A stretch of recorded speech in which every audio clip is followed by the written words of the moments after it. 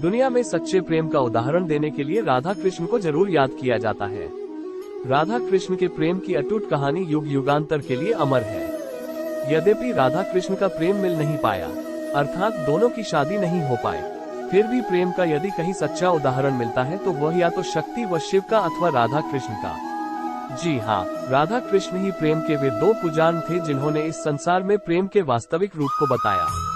प्रेम के लिए त्याग क्या होता है, इस बात को दुनिया के सामने हमेशा के लिए अमर कर दिया। कन्हैया जब 8 साल के थे तब राधा और कृष्ण दोनों के प्रेम की गहरी अनुभूति का मिलन हो गया था। कहा जाता है कि राधा व कृष्ण का प्रेम जीवात्मा और परमात्मा का मिलन है।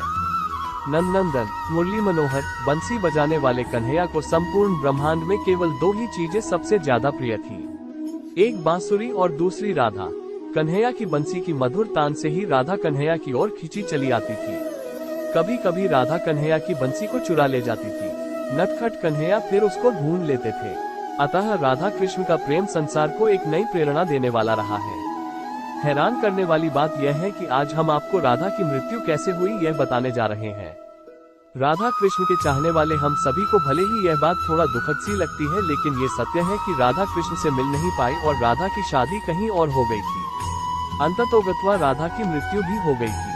आइए जानते हैं राधा की मृत्यु कैसे हुई, इसका पूरा रहस्य वो पूरी सच्चाई जानने के लिए इस आर्टिकल को अंत तक पढ़ते रहिएगा।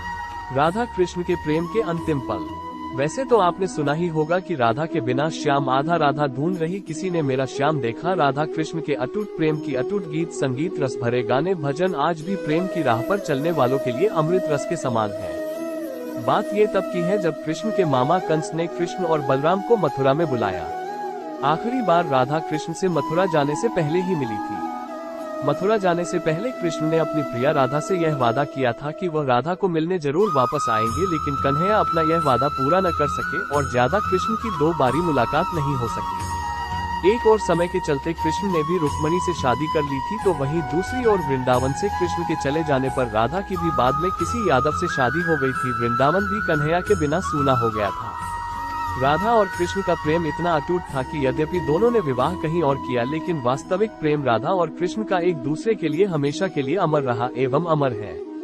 इस प्रकार राधा और कृष्ण की यह प्रेम कहानी बिरहा की कहानी बनी। राधा की मृत्यु कैसे हुई, जानिए असली सच।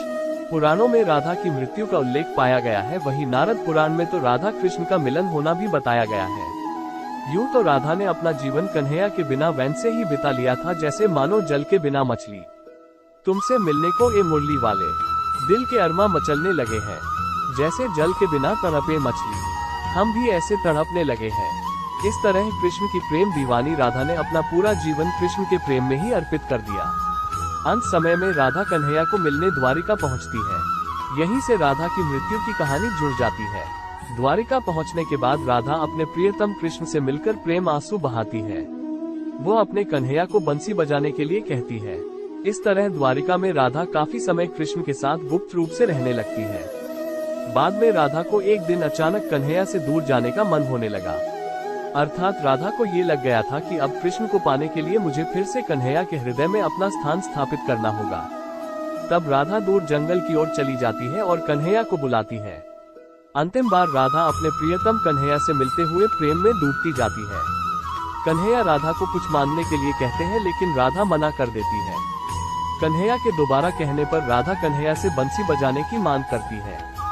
इस प्रकार कन्हैया बहुत ही मधुर धुन में बंसी की तान सुनाने लगते हैं और राधा कन्हैया की बंसी में सुध बुध बिसराती हुई, तन मन खोती हुई अपने को समर्पित कर देती है।